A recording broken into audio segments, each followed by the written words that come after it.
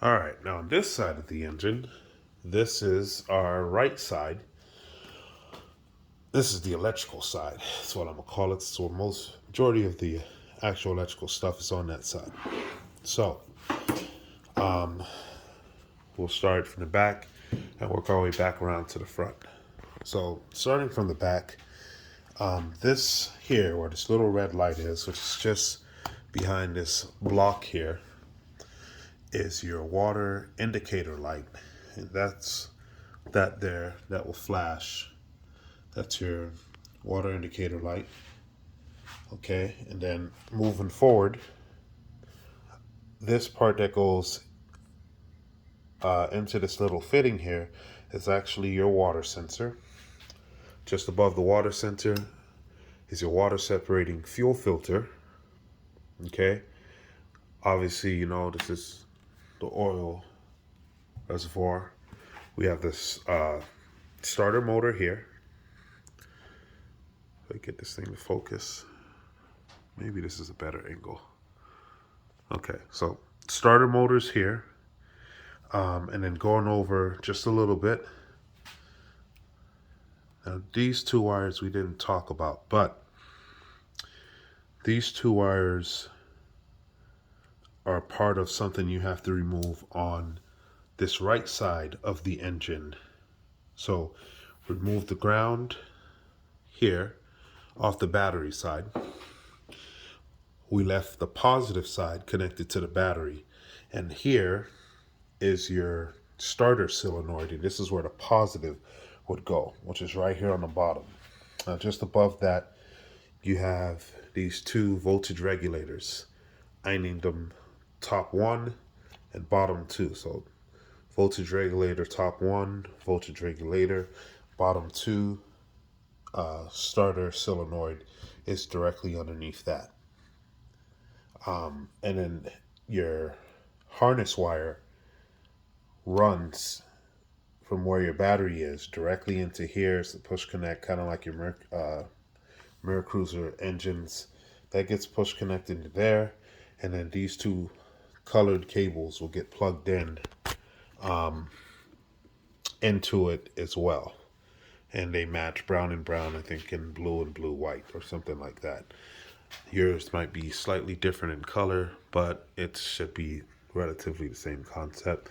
And then continuing here, we have the coolant temperature sensor, which is directly under spark plug number one, right in here. So that's your temperature, your cooling temperature sensor right here.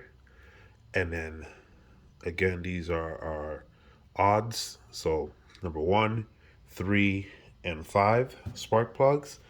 CDM again, R1 just meaning right top, R2 CDM, and R3 on the bottom. If we continue, and we just kind of wrap back around to our expansion chamber. So that is it for this portion of this video. This is just so you get better familiar with the engine and some of the parts that you will be moving around and taking apart. Again, this video is just to help you understand what you're looking at. This is going to be a complete teardown.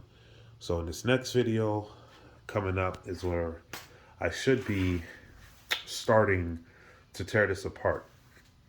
So I labeled majority of the things. A lot of these other wires will be labeled somehow, either by groups of numbers or something, just so it would be a lot easier to reconnect. And again, a lot of this you don't have to do. This is like being extra, but I rather do it now. And because I have it labeled, my engine will stay labeled, and I'll always know what these parts are just by looking at it, because obviously I'll have a label right next to it. Now, another thing I got was this Great Value version freezer bags. Oddly enough, these will actually be used to hold a lot of the screws and different pieces that I take off the engine. That way I can label it I know exactly what part of this motor it came off. These will be extremely helpful for me. Obviously, you don't have to do that. If you know where you put all your screws, you have the space to put it wherever you want, that's all cool and that's dandy. I'm constantly working on different things, so I figured if I put all the screws in a bag, I could label it exactly what it's for and I can move it.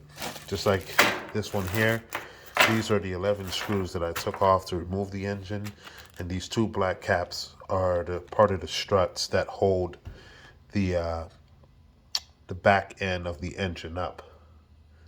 But I don't have these labeled. And I could probably obviously always figure out what these went to, but it's easier if I have them labeled. So when I start putting them back together and I have a whole bunch of these little bags everywhere, at least I could grab them, keep them in order, know exactly what I took off, and I'll know exactly where to put it and where it goes. Majority of this, as I start to tear it down, I will try to take apart in big pieces and take off as less as possible, as least as possible. I mean, so if I could take off 3 screws and then take off on the giant side, I'll do it that way. I don't need to take off a million little pieces and have them scattered all over the place. For example, like this part here that holds the CDM, you can see that it's held on by 3 screws. I can just take that off, pull the spark plugs, leave it all like that. That one whole piece will come off that way. So that's about it for this video.